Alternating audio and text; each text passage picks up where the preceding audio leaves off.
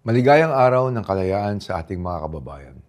Ngayon, ika-12 ng Hunyo, ginugunita natin ang tapang at sakripisyo ng mga Pilipinong lumaban upang makamit ang kalayaang tinatamasa natin ngayon. Ngunit ang tunay na diwa ng kalayaan ay hindi lamang ang paglaya mula sa pananakop. Ito rin ay kakayahan nating magtulungan upang bumuo ng isang mas maunlad, mas makatarungan at mas matatag na bansa.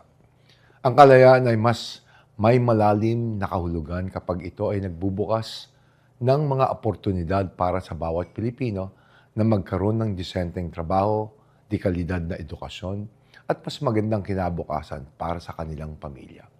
Freedom must always go hand in hand with progress.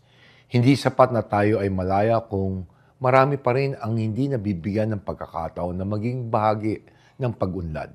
Ang hamon sa ating henerasyon ay tiyakin ang bunga ng kalayaan ay mararamdaman sa bawat tahanan at komunidad.